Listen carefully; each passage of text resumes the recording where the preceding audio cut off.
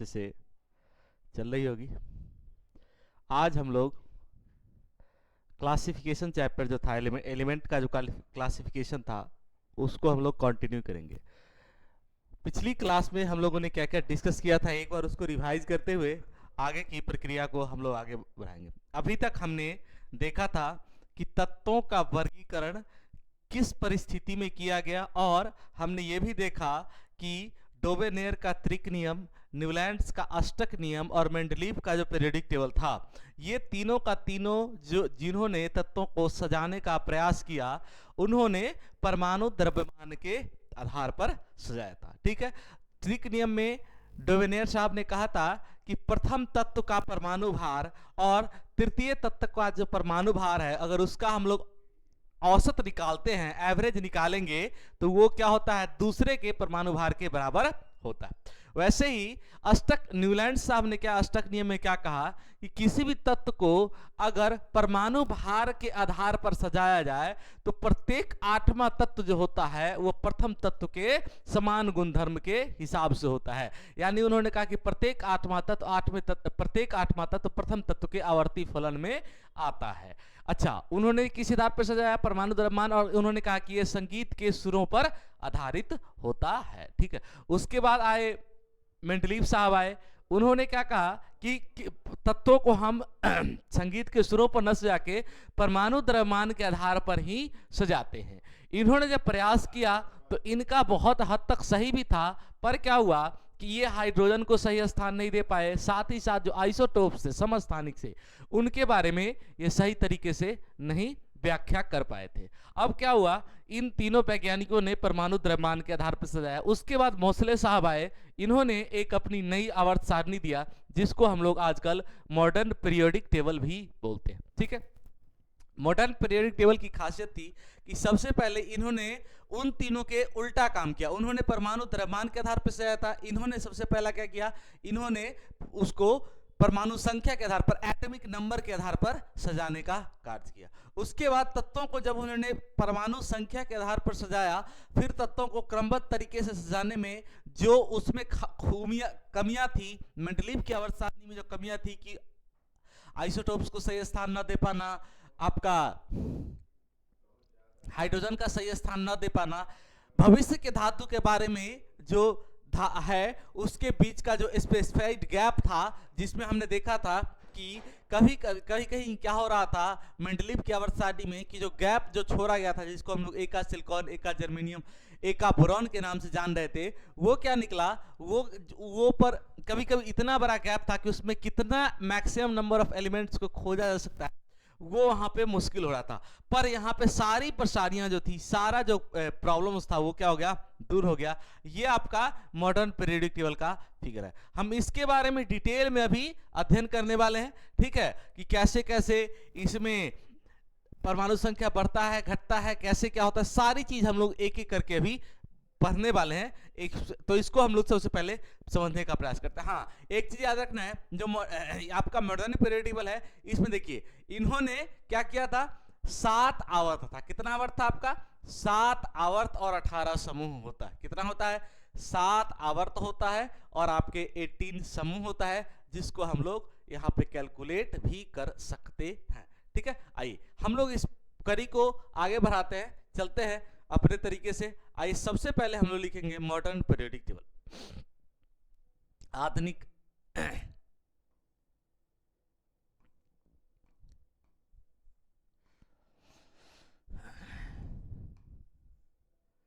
आधुनिक आवर्त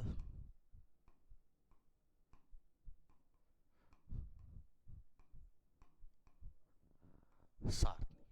ठीक है, मॉडर्न पीरियोडिक टेबल। चलिए सबसे पहले इसमें लिखना है, इसे मोसले ने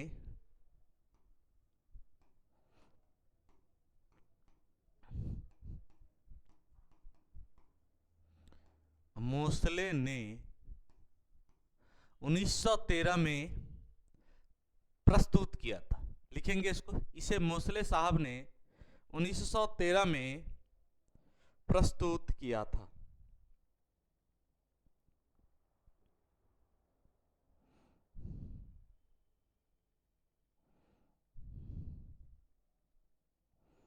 इसे मोसले ने 1913 में दिया था।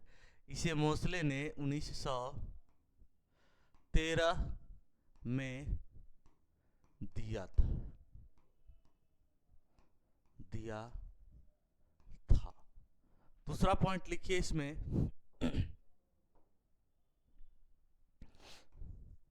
दूसरा पॉइंट, इसमें तत्वों को परमाणु क्रमांक के आधार पर सजाया गया था। इसमें तत्वों को परमाणु क्रमांक के आधार पर सजाया गया था। या फिर इसको ऐसे लिखिएगा, तत्वों के भौतिक रासायनिक गुणधर्म इनके अनुसार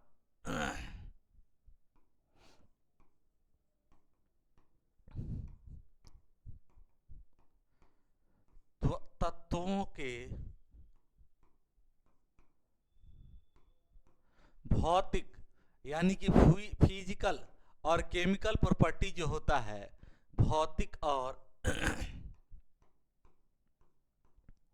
रासायनिक गुणधर्म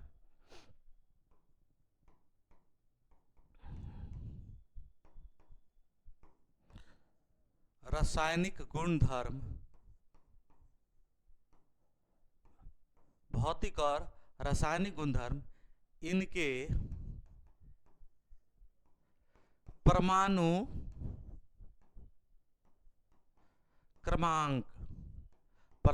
क्रमांक कहिए, परमाणु संख्या कहिए, परमाणु क्रमांक के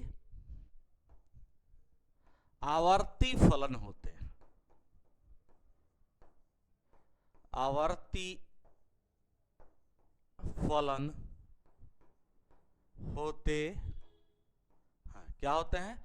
तत्व के जो आधुनिक आवर्त सारणी में इन्होंने क्या कहा कि तत्वों के जो भौतिक, फिजिकल और केमिकल प्रॉपर्टी जो होता है उसके परमाणु संख्या के क्या होता है? आवर्ती फलन होता है। अगर बात किया जाए कि आवर्ती फलन होता क्या है, तो हमने बताया कि एक निश्चित प्रॉपर्टी का, एक डेफिनिट प्रॉपर्टीज का एक समान इंटरवल पर रिपीट होना, किसी भी गुणधर्म का एक समान इंटरवल पर रिपीट होना आवर्ती फलन कहलाता है। क्या कहलाता है? आवर्ती फलन कहलाता है। इसको हम पीरियोडिसिटी भी बोलते हैं। ठीक है, किस आधार पर सजाया उन्होंने? परमाणु क्रमांक के आधार पर, परमाणु क्रमांक के आधार पर यानी परमाणु संख्या के आधार पर मोसले साहब ने, किन्होंने? मोसले ने दिया। ठीक है, 1913 में दिया है आवर्त सारणी। आइए इसके बारे में डिटेल में अभी हम लोग डिस्कस करने वाले हैं। पॉइंट नंबर 3 हम लोग लिख लेंगे। पॉइंट नंबर 3 लिखिए आप।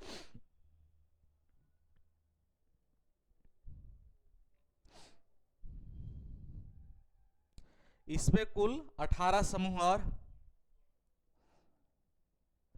7 आवर्त लिखेंगे इसमें। इसमें कुल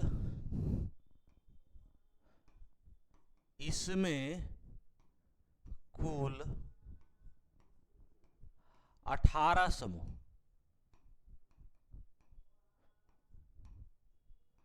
तथा 7 आवर्त। इसमें कुल 18 समूह तथा 7 आवर्त हैं।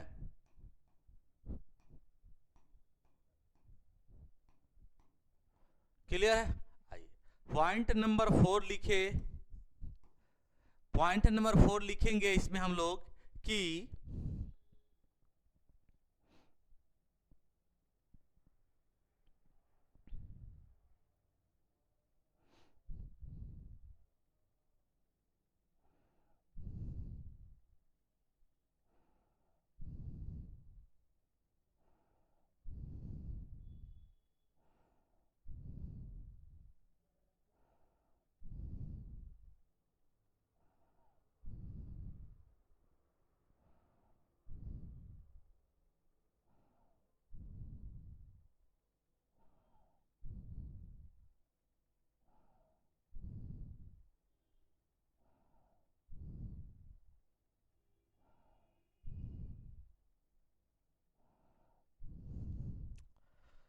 हाँ लिख लीजिए, सॉरी, समान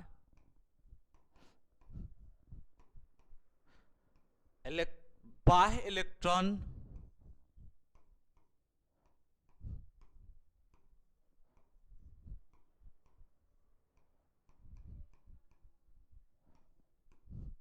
वाले तत्वों को ऊर्ध्वाधार स्तंभों में रखा गया है।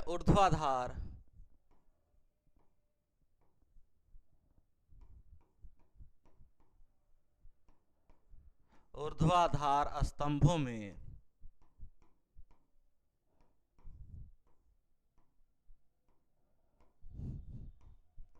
रखा गया है।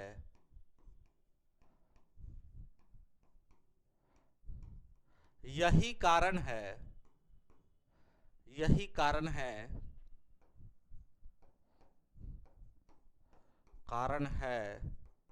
कि इनके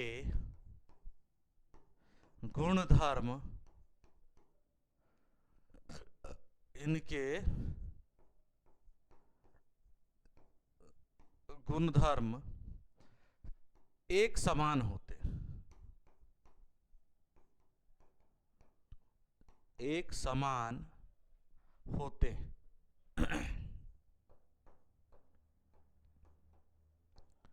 ठीक है।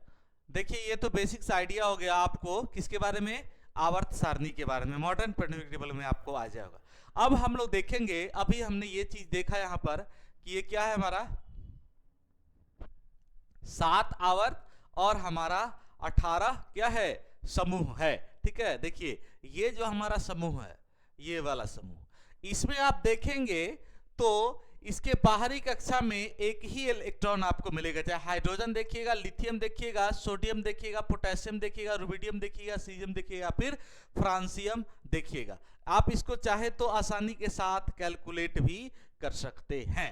ठीक है, तो ये जो 72 कक्षा में एक समान इलेक्ट्रॉन मौजूद है, इसके कारण क्या होता है कि इसका जो रासायनिक गुण धर्म होगा या फिर फिजिकल गुण धर्म होगा वो क्या होगा, एक समान होगा। इस पूरे ग्रुप का एक अपना स्पेशल प्रॉपर्टी होगा, इस ग्रुप का अपना एक स्पेशल प्रॉपर्टी होगा। अब इसको हम लोग धीरे धीरे करके आगे की ओर बढ़ाते हैं। तो सबसे पहले हम लोग जानेंगे आवर्त के लक्षण, उसके बाद हम लोग देखेंगे समूह के लक्षण के बारे में। यानी आवर्त जब जैसे ही आपके दिमाग में आए आपको 7 आवर्त पता होना चाहिए, और वो किसकी बात कर रहा है, वो आपसे वर्टिकल लाइन की नहीं हॉरिजॉन्टल लाइन की बातें कर रहा है। किसकी बात कर रहा है, हॉरिजॉन्टल लाइन का बात वो कर रहा है। ठीक है, आवर्त का मतलब होता है हॉरिजॉन्टल और ग्रुप का मतलब होगा वर्टिकल। तो सबसे पहले हम किसकी चर्चा कर रहे हैं, हम लोग आवर्त की चर्चा करते हैं। आइए लिखेंगे, सबसे पहले हम लोग हेडिंग भी हम लोग यही देने वाले हैं आवर्तों के लक्षण। सबसे पहले क्या देंगे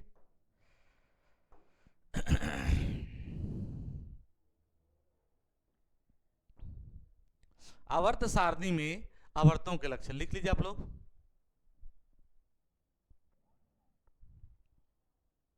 आवर्तों के लक्षण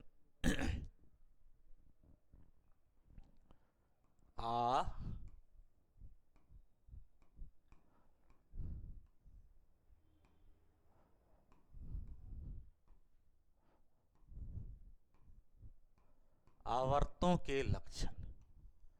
ठीक है, चलिए, चाहे तो इस चैप्टर को एक दिन में भी बहुत आसानी के साथ खत्म किया जा सकता है, ये कोई बड़ी बात नहीं है। लेकिन हम लोग बहुत आसानी के साथ स्टडी करेंगे, आराम से स्टडी करेंगे, और साथ ही साथ चीज़ों को लिखते जाइए। कभी कभी क्या होता है कि आप अगर नोट्स बनाते चलते हैं तो एक बार आप वीडियो देखेंगे अच्छे से आपको समझ में आ जाएगा, उसका जब नोट्स प्रिपेयर करेंगे तो आपको रिवीजन में बहुत ज़्यादा आसानी होने वाली है। ठीक है, तो आवर्तों के लक्षण सबसे पहले हम लोगों ने देखना शुरू किया है। पहला लक्षण, आवर्त की संख्या कितनी है, आप लोग खुद से पहले सोचिए आवर्त की संख्या कितनी है। आवर्त की संख्या आपकी 7 है। ठीक है, तो लिखिए आवर्त के लक्षण किसी भी आवर्त में तत्वों के क्रमवार परमाणु क्रमांक, किसी भी आवर्त में किसी भी आवर्त में तत्वों के क्रमवार परमाणु क्रमांक, कहने का मतलब क्या हुआ, परमाणु क्रमांक। अभी तुरंत आपको हम बता रहे हैं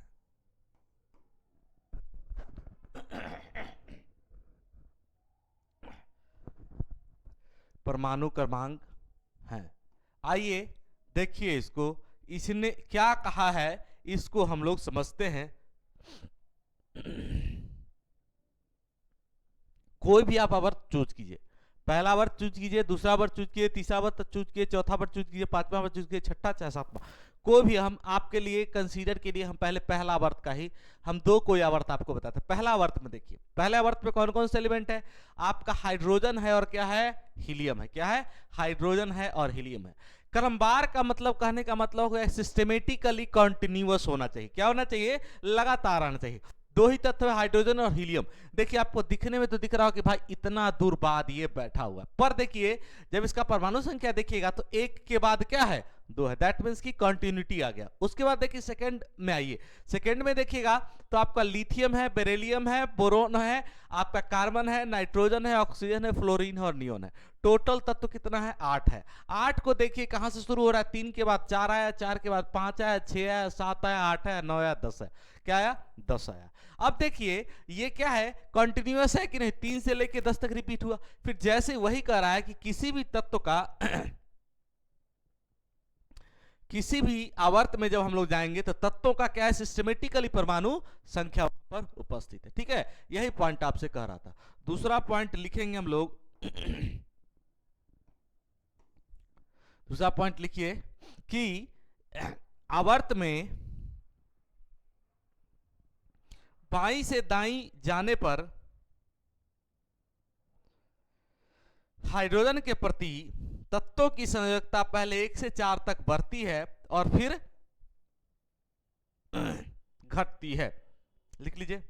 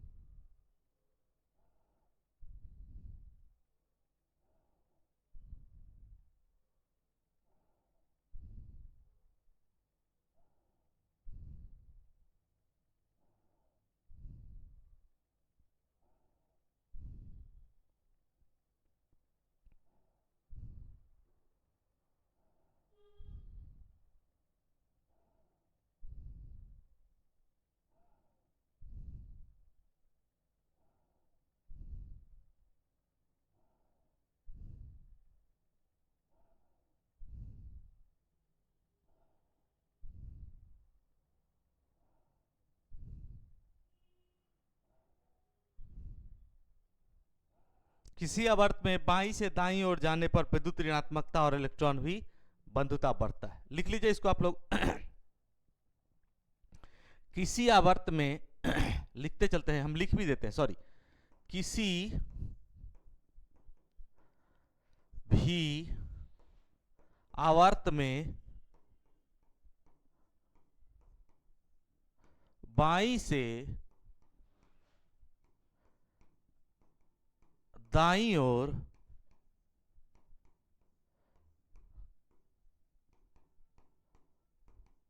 जाने पर, बाईं से दाईं ओर जाने पर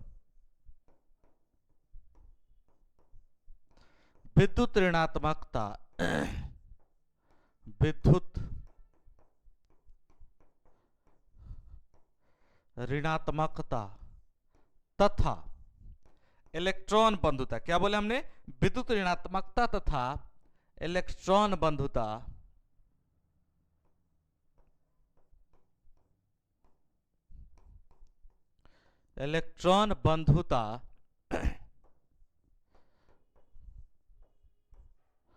में वृद्धि होती है, वृद्धि होती है। ठीक है, क्या कहा है इसको हम लोग समझ लेते हैं, फिर हम लोग आगे की ओर चलते हैं। आइए, आवर्त सारणी में हमको क्या करना है, किसी भी आवर्त को उठाइए, किसी भी हम लोग आवर्त को उठाते हैं। अब देखिए मान लीजिए हमने दूसरा नंबर उठा लिया है, दूसरा नंबर उठा लिया, दैट मीन्स के बाद लिथियम से शुरू है और कहां तक जा रहा है, नियोन तक जा रहा है। अब देखिए अब इसका क्या बोला है उसने कि जो संयोजकता होगी, क्या बोला है, इलेक्ट्रॉन बंधुता किसी भी आवर्त में बाईं से दाईं जाने विद्युत ऋणात्मकता और इलेक्ट्रॉन बंधुता जो है वो बढ़ती है। अब देखिए जो लिथियम है, लिथियम का क्या होगा, अगर संयोजकता देखिएगा तो 1 आता है, ठीक है। बेरिलियम का देखिएगा तो 2 आता है। उसके बाद क्या आ गया आपका, आप देखिए बोरॉन है, बोरॉन की संयोजकता जो होगी वो कितना हो जाएगी, 5 है तो 3 हो जाएगा। उसके बाद देखिए जो आपका कार्बन है, कार्बन की संयोजकता कितनी हो जाएगी, 4 हो जाएगी। यानी देखिए जो वैलेंसी इलेक्ट्रॉन है 1 2 3 4, ये क्या हो रहा है, बढ़ रहा है। और इलेक्ट्रॉन की संख्या बढ़ेगी, अगर इलेक्ट्रॉन की संख्या अगर बढ़ रही है तो इलेक्ट्रॉन पे कौन सा चार्ज है, आपका क्या है, नेगेटिव चार्ज है, तो विद्युत ऋणात्मकता भी बढ़ेगा। और जब विद्युत ऋणात्मकता बढ़ेगी दैट मीन्स कि क्या होगा, जितना इलेक्ट्रॉन बढ़ेगा तो आपस में वो क्या करेगा, बंधुता जो होगा वो ज्यादा करने का, बॉन्ड बनाने का ज्यादा प्रयास करेगा। दैट मीन्स कि ये जो इलेक्ट्रॉन बंधुता है वो भी आपकी बढ़ेगी। क्लियर है हमारी बात यहां तक। आइए नेक्स्ट पॉइंट की कड़ी में हम लोग चलते हैं। नेक्स्ट पॉइंट नंबर कौन है हमारा, पॉइंट नंबर 3 है जी, लिखिए पॉइंट नंबर 3। हाँ जी, पॉइंट नंबर 3 लिख लीजिए आप लोग कि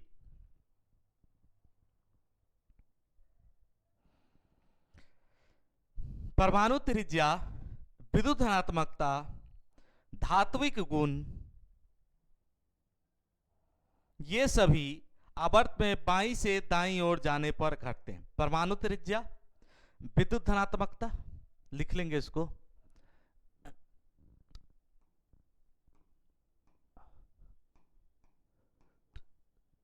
परमाणु त्रिज्या,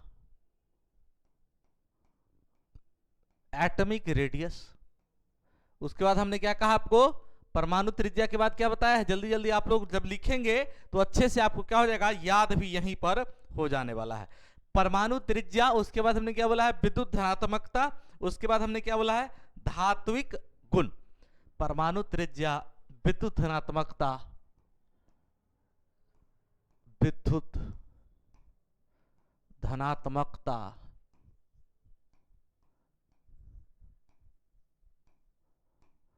धात्विक गुण क्या होता है, अभी हम तुरंत आपको लिखने के बाद हम आपको तुरंत बनाते हैं। धात्विक गुण, उसके बाद हमने क्या कहा है, परमाणु त्रिज्या, विद्युत धनात्मकता, धात्विक गुण, और उसके बाद हमने क्या बोला है, उसके बाद हमने आपको बताया है कि जो तत्वों की अपचायक प्रवृत्ति तथा ऑक्साइड की प्रवृत्ति, तत्वों की अपचायक प्रवृत्ति, तत्वों की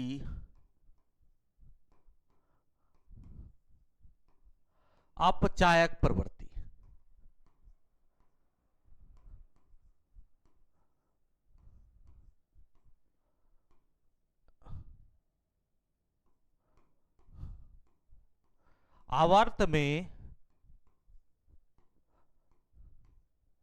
आवर्त में बाएं से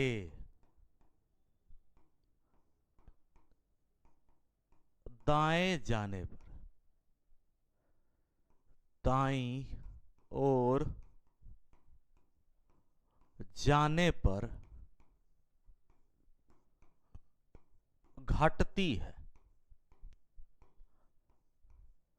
अब देखिए हमने क्या लिखा है, इसको आप लोग समझेंगे। अभी हमने देखा था पिछले पॉइंट में कि जब आपका विद्युत ऋणात्मकता बढ़ रहा था तो ऑटोमेटिकली बात है कि ऋणात्मकता बढ़ेगा तो धनात्मकता घट रहा होगा, ठीक है। वैसे ही अगर उसका क्या बढ़ रहा है, इलेक्ट्रॉन बंधुता बढ़ रहा है तो उसकी परमाणु त्रिज्या कम होगी, बिल्कुल सही बात है, ठीक है। वैसे उसके बाद धात्विक गुण, धात्विक कहने का मतलब हो गया, एक पॉइंट यहां पर आपको ये चीज बताना ही मैं भूल गया था, देख लीजिए इसको। देखिए यहां पर एक चीज देखिए, ये लेफ्ट साइड की तरफ जो एलिमेंट्स हैं, ठीक है, ये जो आवर्त सारणी में बाईं तरफ के एलिमेंट्स को हम लोग धातु बोलते हैं, और इस तरफ का जो एलिमेंट है इसको हम लोग क्या बोलते हैं, अधातु बोलते हैं। क्या बोलते हैं, इसको हम लोग अधातु बोलते हैं, ठीक है। यहां पर एक लाइन देख रहे होंगे आप लोग, ये ग्रीन कलर का, ये वाला beryllium, silicon, germanium, arsenic, antimony, tellurium, और ये हमारा क्या है, स्ट्रोंशियम। ये सब का सब क्या है, हमारा उपधातु होता है। क्या होता है, हमारा सेमी कंडक्टर होता है, ठीक है। चलो जी, यहां हम लोग इस तरफ नहीं जाते हैं, आगे की ओर हम लोग बढ़ते हैं कि हमारा अगला पॉइंट क्या है। तो उस तरफ धातु है, इस तरफ धातु है, तो धातु है उधर धात्विक गुण ज्यादा होगा, अधातु है उधर नॉन मेटेलिक प्रॉपर्टी ज्यादा होगा। तो जब हम लोग लेफ्ट से राइट की तरफ जा रहे हैं तो हम लोग किधर जा रहे हैं, नॉन मेटल की तरफ जा रहे हैं। तो नॉन मेटल की तरफ जा रहे हैं तो हमारा मेटेलिक प्रॉपर्टी जो होगा, धात्विक गुण जो होगा, वो क्या होगा आपका, डिक्रीज करेगा। ठीक है, इन्हीं पॉइंट्स को हम वर्ड के रूप में आपको लिखाने का प्रयास कर रहे हैं, यही हमने आपको लिखा है। आइए उसके बाद हम लोग पॉइंट नंबर 4 लिखते हैं। पॉइंट नंबर 4 हमारा कहता क्या है भैया लोग, पॉइंट नंबर 4 आप लिख लीजिए।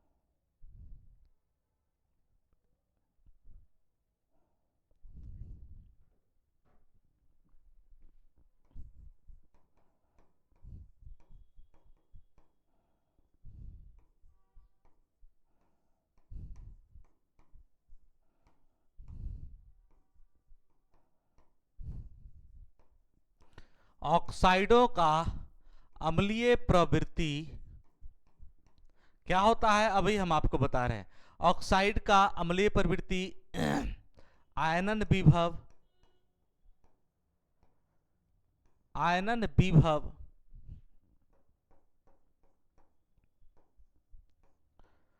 विद्युत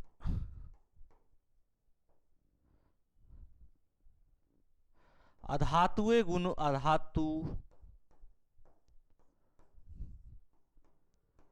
के गुण, इन सभी,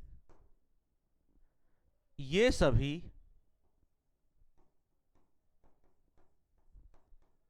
आवर्त में, आवर्त में बाएं से दाएं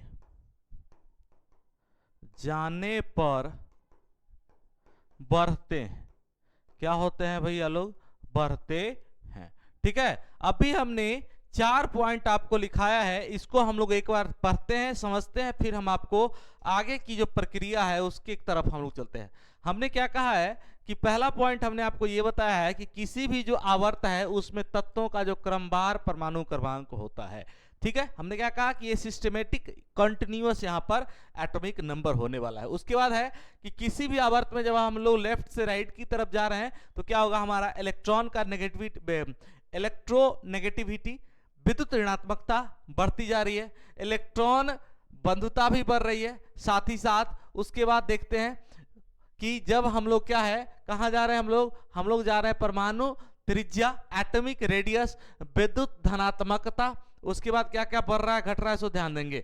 सबसे पहले हमारा परमाणु त्रिज्या घट रहा है, उसके बाद हमारा क्या घट रहा है, विद्युत धनात्मकता घट रहा है, मेटेलिक प्रॉपर्टी घट रहा है। ये क्या है, ये सब हमारा घटता जा रहा है। उसके बाद क्या है, जो ऑक्साइड का अम्लीय प्रवृत्ति, यहाँ पर किन्हीं लोगों को कंफ्यूजन होगा तो इसको समझेगा कि अम्लीय प्रवृत्ति और क्षारीय प्रवृत्ति क्या होता है। इसको आप लोग ऐसे भी लिख सकते हैं यहाँ पर नोट में,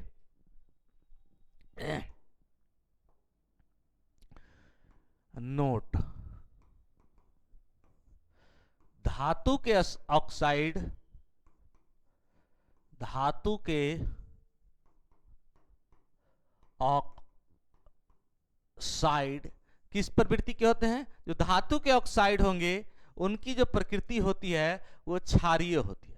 धातु की ऑक्साइड की जो प्रवृत्ति होती है क्षारीय प्रवृत्ति, यानी वो बेसिक नेचर का होता है। वैसे ही अगर वो अधातु का ऑक्साइड है, अगर वो क्या है, अधातु का ऑक्साइड है, अधातु के ऑक्साइड हैं, तो उनकी जो प्रवृत्ति होती है कैसी होती है, अम्लीय, अम्लीय प्रवृत्ति होती है।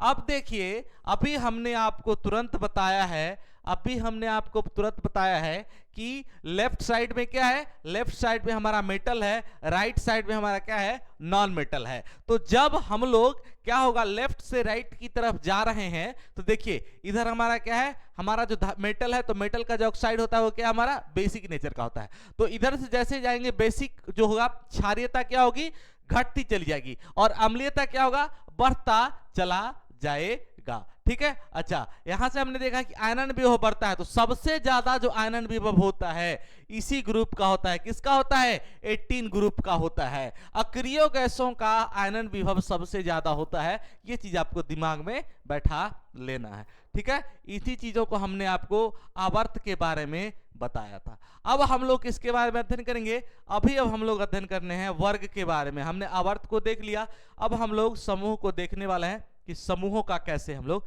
हमने पीरियड को देख लिया, अब हम लोग ग्रुप को देखने वाले। तो लिखेंगे हम लोग किसके बारे में लिखेंगे, हम लोग लिखेंगे समूहों के लक्षण।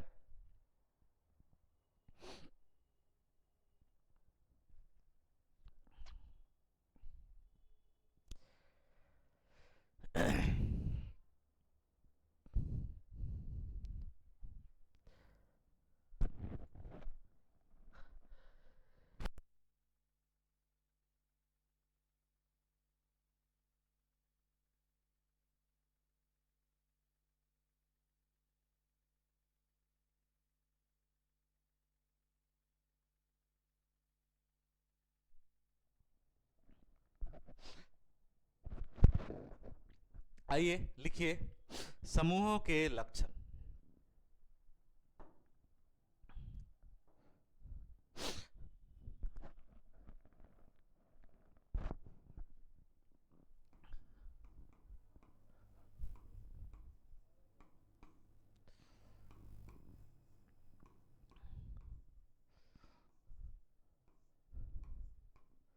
समूहों के लक्षण हमने किसके बारे में देखा था, पिछले स्लाइड में हमने देखा था आवर्तों के लक्षण के बारे में। तो समूहों के लक्षण में जो आपका सबसे पहला पॉइंट होने वाला है, यानी हम कहां जाएंगे, अब आवर्त सारणी में या तो हम ऊपर से नीचे जाएंगे या नीचे से ऊपर की तरफ हम लोग जाने वाले हैं। तो लिखिए समूहों के लक्षण में, किसी समूह में सभी तत्वों की संयोजी इलेक्ट्रॉन की संख्या जो होगी वो समान होगी। किसी भी समूह में, किसी भी समूह में संयोजी इलेक्ट्रॉन की संख्या,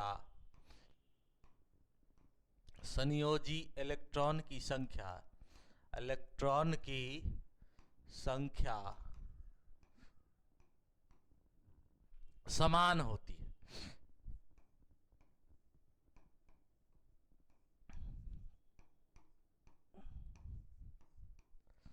ठीक है, चलिए उसके बाद लिखिए दूसरा पॉइंट। अच्छा जी, समूह में जा रहे हैं यानी कहां जा रहे हैं हम लोग, ऊपर से नीचे की तरफ जाइए।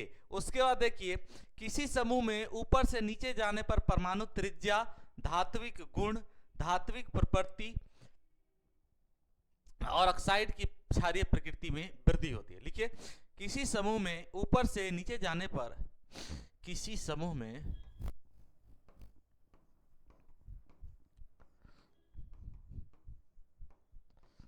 समूह में ऊपर से नीचे जाने पर,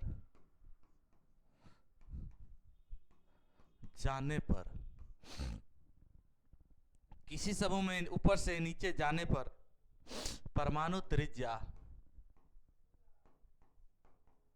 परमाणु त्रिज्या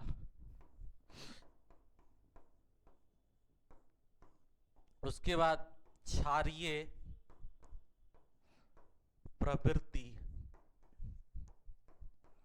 ठीक है, उसके बाद हमने क्या बताया आपको, क्षारीय प्रवृत्ति के बाद हमने क्या बताया है, लिख लीजिएगा क्षारीय प्रवृत्ति, विद्युत धनात्मकता, धात्विक प्रवृत्ति, विद्युत धनात्मकता,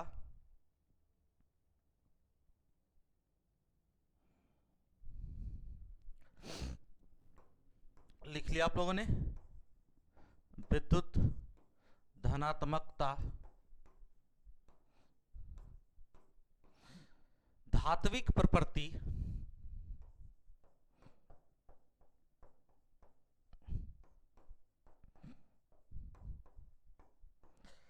आदि लक्षणों में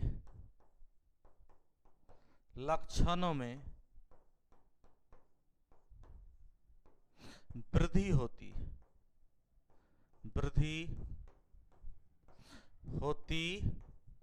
है। ठीक है, कहां जा रहे थे?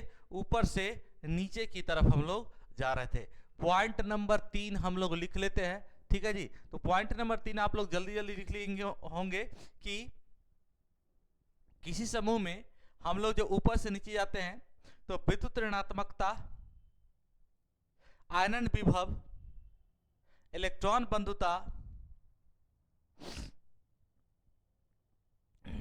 कमती है। किसी समूह में ऊपर से नीचे की ओर जाने पर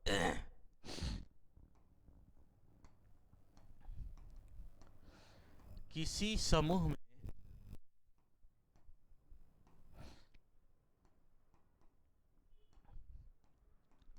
ऊपर से नीचे की ओर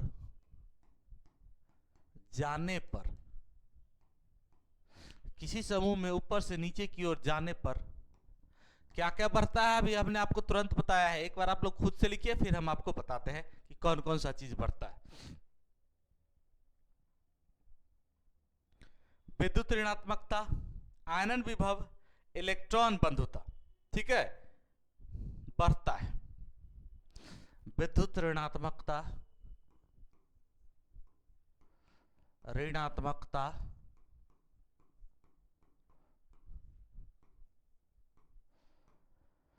विद्युत ऋणात्मकता, इलेक्ट्रॉन बंधुता,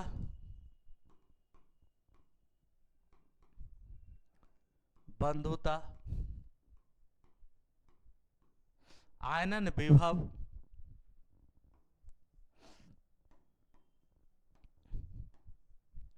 आदि के मानों में वृद्धि होती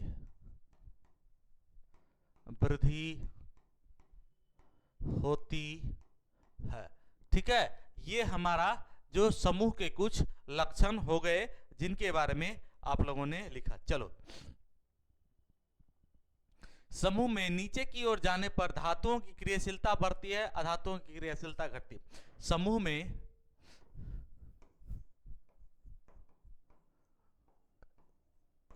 में ऊपर से नीचे की ओर जाने पर, क्या ठीक है ना, नीचे की ओर जाने पर, ऊपर से नीचे की ओर जाने पर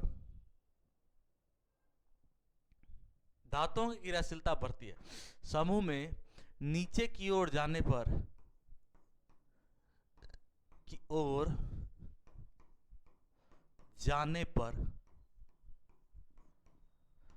धातुओं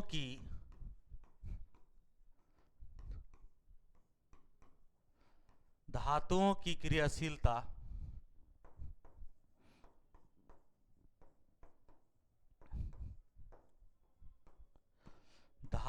क्रियाशीलता बढ़ती तथा अधातुओं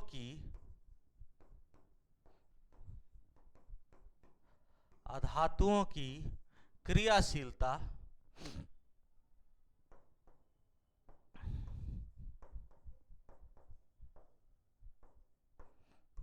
घटती है। चलिए, ये हमने आपको किसके किसके बारे में बता दिया है? तत्वों का जो हमने वर्गीकरण किया था आधुनिक आवर्त सारणी के हिसाब से, इसमें हमने अभी तक किस किस चीजों को देखा था? जो मोसले साहब ने दिया कि तत्व आवर्त का लक्षण क्या होता है और जो वर्ग समूह जो है उसका लक्षण क्या होता है। अब हम लोग देखेंगे, अब आइए हम लोग इस फिगर पर आते हैं।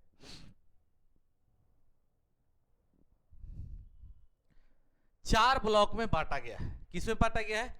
4 ब्लॉक में बांटा गया है। एसपीडीएफ ब्लॉक में इसको बांटा गया है। अब इस एसपीडीए ब्लॉक के बारे में हम लोग अभी स्टडी करने वाले हैं। तो आइए शुरू करते हैं। टाइप्स ऑफ एलिमेंट पे सबसे पहला एस ब्लॉक का एलिमेंट, उसके बाद हमारा पी ब्लॉक का एलिमेंट, उसके बाद आपका किस ब्लॉक का एलिमेंट हो जाएगा, उसके बाद हमारा होगा डी ब्लॉक, और उसके बाद हमारा आपका ये एफ ब्लॉक का एलिमेंट होने वाला है। तो सबसे पहले अब इस ब्लॉक के बारे में हम लोग स्टडी को करने वाले हैं। ठीक है, तो लिखिएगा हम लोग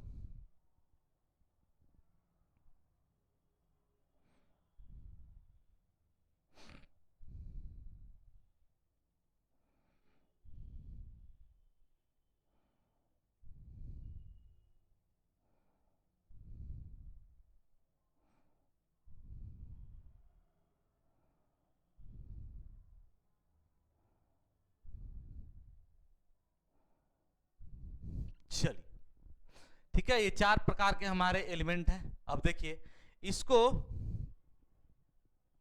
क्या है कि हम लोग इसके बारे में स्टडी करने वाले। तो सबसे पहले एस ब्लॉक एलिमेंट, किसके बारे में, एस ब्लॉक एलिमेंट,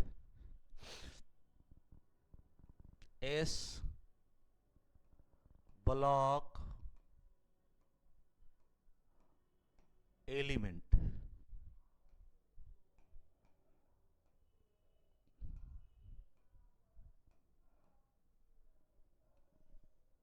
ठीक है, एस ब्लॉक एलिमेंट में लिखना है आपको कि एस ब्लॉक एलिमेंट होता है, इनका जो बाह्यतम कक्षा होता है, लिखिए कि इन तत्वों में संयोजी इलेक्ट्रॉन एस कक्ष में प्रवेश करते हैं। इन तत्वों में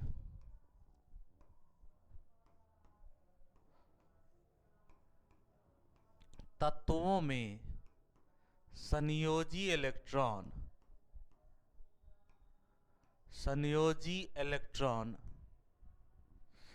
एस ब्लॉक में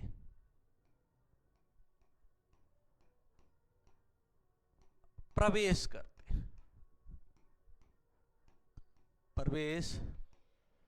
करते हैं। ठीक है, इस ब्लॉक के तत्व किस में प्रवेश करते हैं, जिस तत्व के जो संयोजी इलेक्ट्रॉन होता है वो किस में प्रवेश करते हैं, एस ब्लॉक में प्रवेश करते हैं। अच्छा, इसमें कौन कौन सा आपका ग्रुप आता है, तो इसमें लिख लीजिएगा, इसमें 1 and 2 ग्रुप के, इसको लिख लेंगे 1A and 2A ग्रुप के यानी समूह के तत्व आते हैं। इसमें कौन से आते हैं, 1 and 2, यानी 1A और 2A ग्रुप के तत्व सम्मिलित होते हैं,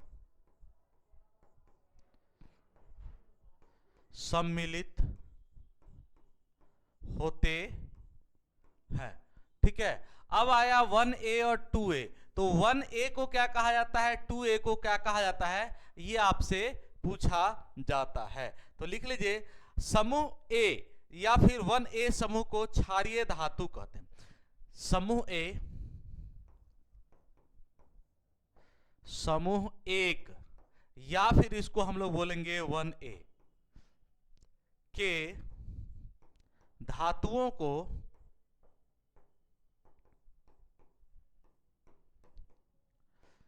क्षारीय धातु, बहुत ही इंपॉर्टेंट है, क्षारीय धातु, इंग्लिश में लिख लेंगे एल्कैली मेटल। क्या बोलेंगे भैया हम लोग इसको, एल्कली मेटल, एल्कैली मेटल क्षारीय धातु कहा जाता है। ठीक है, आइए उसके बाद लिखिए तीसरा नंबर पॉइंट, हाँ चौथा नंबर होगा आपका, चौथा नंबर पॉइंट लिख लीजिए। हमने देखा 1A को लिखा, वैसे ही लिख लो चौथा नंबर पॉइंट, समूह 2A या फिर 2 को, समूह 2 या फिर 2A के तत्वों को क्षारीय मृदा, क्षारीय मृदा धातु या फिर एल्केली अर्थ मेटल भी कहते हैं। क्या बोलते हैं इसको हम लोग? एल्केली और एल्कालाइन अर्थ मेटल भी कहा जाता है। एल्कालाइन, एल्केलाइन अर्थ मेटल भी कहा जाता है। ठीक है, आगे आइए। नेक्स्ट पॉइंट इसमें आप लोग लिख लेंगे कि ये तत्व नर्म धातु धन विद्युतीय होता है तथा क्षारीय ऑक्साइड बनाता है। ये तत्व नर्म धातु, 5वां नंबर, ये तत्व नर्म धातु धन विद्युती यानी विद्युत धनात्मकता धन विद्युती तथा क्षारीय प्रवृत्ति के होते हैं। क्षारीय प्रकृति के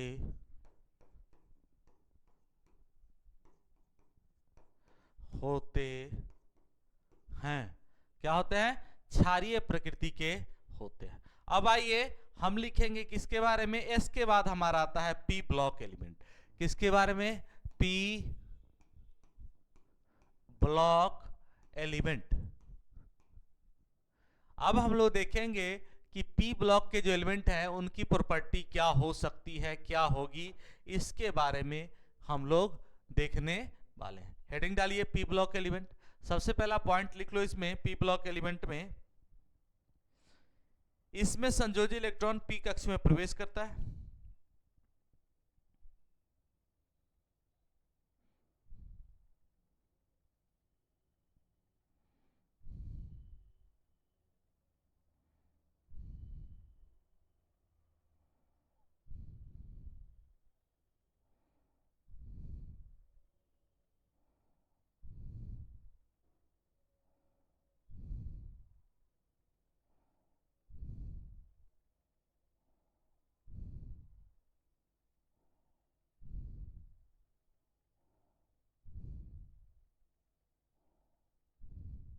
देखेंगे इसमें संयोजी इलेक्ट्रॉन पी कक्ष में प्रवेश करते हैं। इसमें संयोजी इलेक्ट्रॉन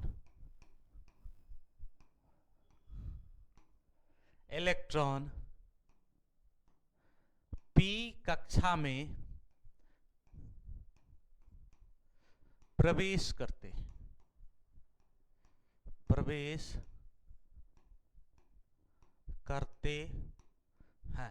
ठीक है, दूसरा पॉइंट आप लोग इसमें लिखेंगे कि ऐसे अभी हमने देखा था कि जो हमारा एस ब्लॉक का एलिमेंट था वो कहां था? जो दो के जो हमारा कहां से कहां तक था, इसको देखिए। जो हमारा ये तत्व कहां से था? एक से लेकर कहां तक था? ये एक से लेकर 2 तक का था। वैसे ही जिसो 1A और 2A तक था, वैसे ही जो हमारा पी ब्लॉक का एलिमेंट होता है वो होता कहां से कहां तक? लिख लीजिए, आवर्त समूह 13 से 18। ठीक है, समूह 13 से 18 या फिर 3A से लेकर 8A। समूह 13 से 18, समूह 13 टू लेकर 18, या फिर इसको लिखिए 3A से लेकर 8A। 8A, ठीक है, 3A से लेकर 8A तक के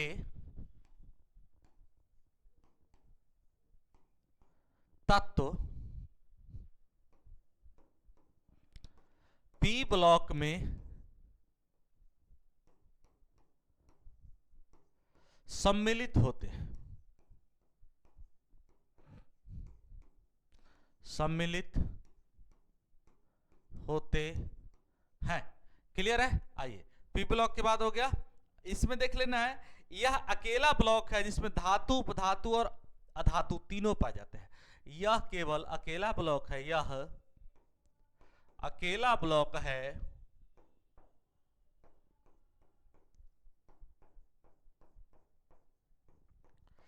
जिसमें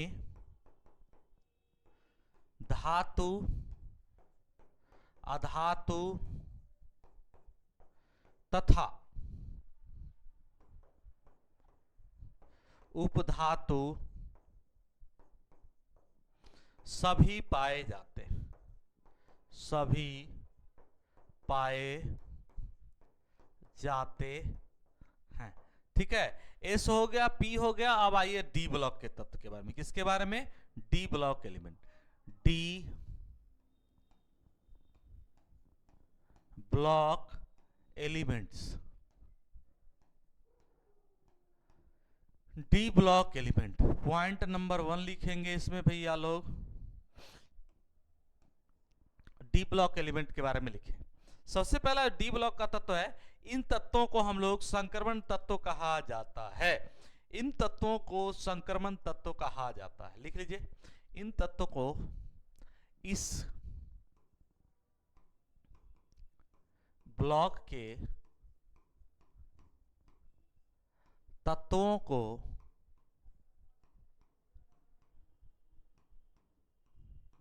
संक्रमण तत्व,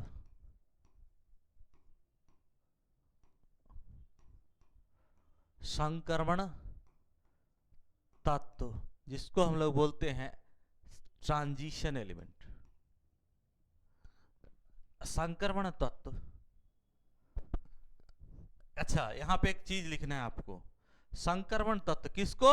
जर्मेनियम और किसको छोड़कर, लिख लेंगे इसमें, जिंक, कैडमियम और मरकरी को छोड़, जिंक, कैडमियम और mercury, zinc, cadmium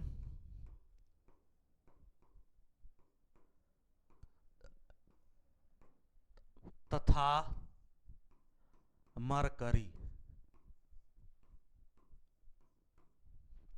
zinc, cadmium तथा मरकरी को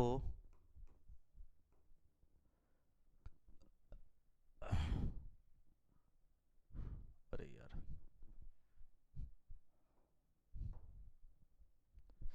मरकरी को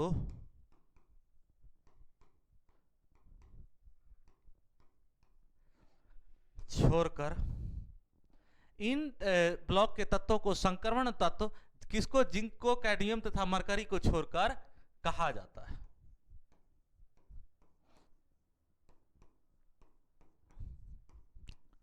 ठीक है, आइए पॉइंट नंबर हम लोग क्या लिखते हैं? सेकंड पर आते हैं। पॉइंट नंबर हमारा सेकंड क्या कहता है? इस ब्लॉक के तत्व इनके डी ब्लॉक के तत्व संयोजी इलेक्ट्रॉन डी कक्षा, इस ब्लॉक के तत्व डी कक्षा में प्रवेश करते हैं। इस ब्लॉक के तत्व डी कक्षा में प्रवेश करते हैं, प्रवेश करते हैं। क्लियर है? आगे आइए, आगे अगर हम लोग देखें कि इस ब्लॉक में समूह 3 से लेकर 12 तक के तत्व हैं। इस ब्लॉक में पॉइंट नंबर 3 लिख लीजिए, इस ब्लॉक में, इस ब्लॉक में समूह 3 से लेकर 12 तक के तत्व हैं। अगर आपको ये समझ में नहीं आ रहा है, आप पॉइंट लिखते जाइए, फिर देखिएगा हम कैसे आपको तुरंत काम इसका बता देते हैं। एस हो गया, पी हो गया, डी हो गया, उसके बाद आइए F block element. F block element, ठीक है। एफ ब्लॉक एलिमेंट में, इसमें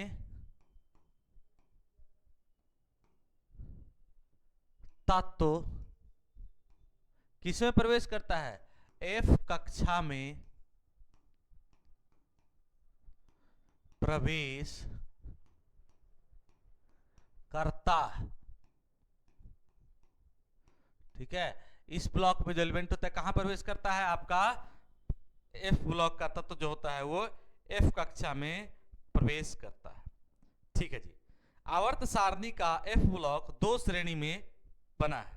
ठीक है, चलिए जी, आवर्त सारणी में एक ब्लॉक के तत्व जो होते हैं दो श्रेणी में बांटे गए। एफ ब्लॉक को दो श्रेणी में बांटा गया है। दूसरा नंबर पॉइंट, एफ ब्लॉक को दो भागों में बांटा गया है। कौन कौन सा है भैया लोग, बांटा गया है।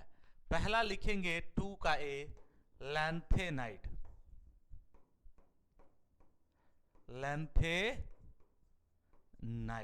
लैंथेनाइड के बारे में लिखो।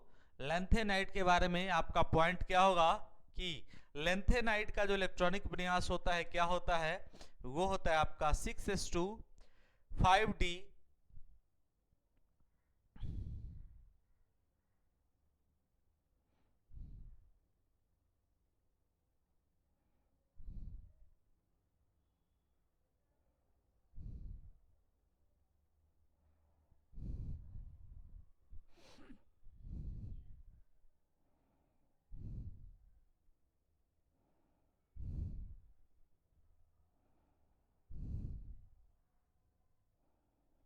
लेंथ, इसको ऐसे लिख लो आप लोग, लैंथेनम से आगे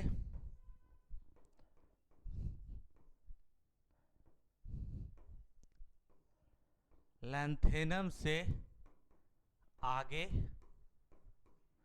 14 तत्व जो होगा किस में आता है, आपका लैंथेनाइड में आएगा। वैसे ही बी नंबर में लिख लीजिए एक्टिनाइड।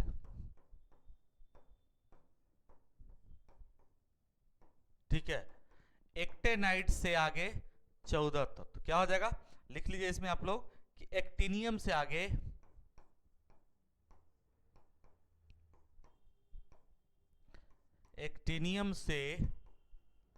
आगे 14 तत्व। ये सब का सब क्या है, ये हमारा एफ ब्लॉक का एलिमेंट होता है। चौथा नंबर पॉइंट आप लिखेंगे एक ब्लॉक में, एफ ब्लॉक के तत्व को, बहुत ही इंपॉर्टेंट है, एफ ब्लॉक के तत्व को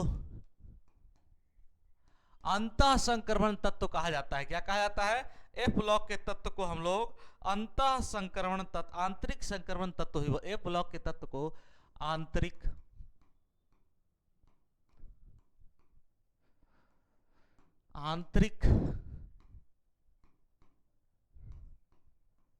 संक्रमण तत्व, इनर ट्रांजिशन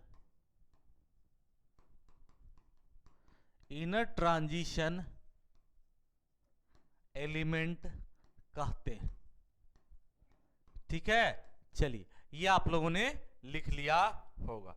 ठीक है, इसके बाद देखिए ब्लॉक में यूरेनियम के बाद वाले तत्व मानव निर्मित तत्व हैं। ठीक है, लिख लीजिए यूरेनियम के बाद वाले तत्व जो है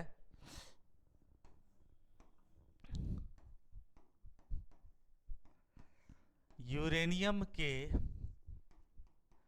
बाद वाले तत्व मानव निर्मित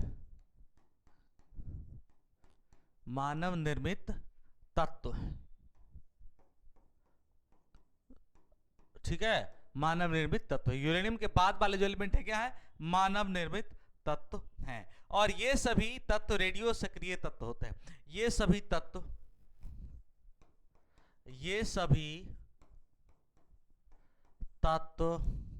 रेडियो सक्रिय, रेडियो एक्टिव, रेडियो सक्रिय होते हैं। ठीक है, यूरेनियम की परमाणु संख्या कितना होता है, 92 होता है। ठीक है, यूरेनियम की परमाणु संख्या कितनी होती है, 92 होती है। ठीक है, चलो इसके बाद देखिए हमने आपको क्या क्या बताया है, इसको आप लोग देख लीजिए। एस और पी ब्लॉक के तत्व को हम लोग सामूहिक रूप से निरूपक तत्व कहते हैं। ठीक है,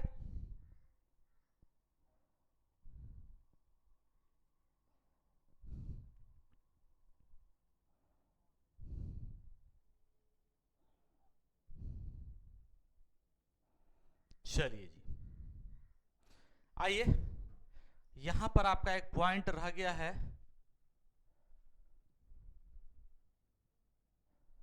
इसको आप लोग लिखेंगे कि वैलेंसी बढ़ता है कि ये आपका होमवर्क रहेगा। ये जो आपका है आपको दिख रहा है, ये आपका ये आपका होमवर्क होने वाला है। ये सब का सब आप लोग HW के लूप में लिख लेंगे कि वैलेंसी बढ़ता है, एटॉमिक साइज बढ़ता है, आयोनाइजेशन क्या होता है, इलेक्ट्रॉन नेगेटिविटी क्या होता है, मेटालिक कैरेक्टर क्या होता है, डेंसिटी क्या होता है, इलेक्ट्रॉन गेन एंथैल्पी क्या होता है।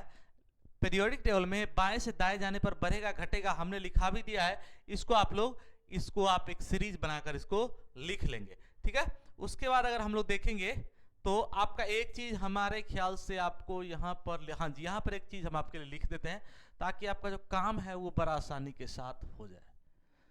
ठीक है, चलो लिख ही लो इसमें। अगर एस ब्लॉक का तत्व है तो हमने देखा था वो कहां से होता है, एस ब्लॉक का जो एलिमेंट होगा 1 से लेकर 2 तक, या फिर इसको लिखेंगे 1A से लेकर 2A तक। क्लियर है भाई लोग? चलिए, वैसे ही पी ब्लॉक, अब भी हमने आपको बताया पी ब्लॉक कहां से कहां तक होता है। जल्दी से देखिए, जो डी ब्लॉक होता है 3 से लेकर 12 तक, डी ब्लॉक का लिख लीजिए 3 से लेकर 12 तक, जिसको हम लोग क्या बोलते हैं, 3 से लेकर 12 हो जाएगा आपका 3A से लेकर 8A तक। यही है ना, हमने आपको यही लिखाया है ना, देख लेते हैं। 2A आ गया, देखिए भाई, नहीं पी ब्लॉक वाला 3 से 8 तक। अच्छा जी, कोई बात नहीं है। पी ब्लॉक हमारा कहां से का है, 13 से 18 तक है। पी ब्लॉक जो है हमारा 13 से 18, पी ब्लॉक हमारा 13 से लेके 18, जिसको हम लोग बोलते हैं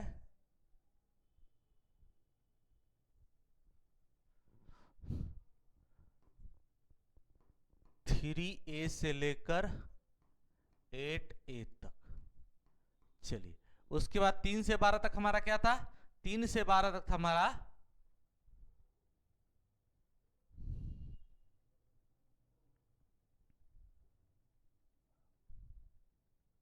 और जो बच गया वो था हमारा,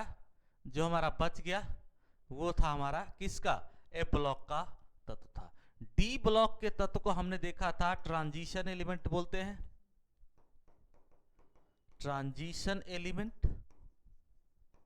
ठीक है, और जो ए ब्लॉक का तत्व होता है इसको हम लोग बोलते हैं इनर ट्रांजिशन एलिमेंट। इसको हम लोग बोलते, क्या बोलते हैं, इसको हम लोग इनर ट्रांजिशन एलिमेंट भी बोलते हैं। देखिए, हमने आपको पीरियोडिक टेबल जो है वो कंप्लीट तौर से बता दिया है कि कौन कौन सा इसमें चीज आपको याद रखना है, क्या क्या आप लोगों को इसमें से पढ़ना है। इससे ज्यादा आपको पीरियोडिक टेबल में पूछेगा नहीं। इसको आप एक बार अच्छे से देखेंगे और साथ ही साथ जो आपको हमने नोट्स बनाया है उसको आप अपनी भाषा में बनाइएगा तो आपके लिए ज्यादा फायदेमंद होने वाला है। ठीक है, इसको अगर आप लोग अपने भाषा में बनाएंगे तो आपके लिए ज्यादा ये फायदेमंद होने वाला होगा। कैसा लगा आपको ये वीडियो, कमेंट करके निश्चित तौर से आप लोग बताएंगे। आज के लिए हम लोग इतना ही रखेंगे, फिर आपसे मुलाकात होगा एक नए सीरीज में। तब तक के लिए आप लोगों का थैंक यू, जय हिंद।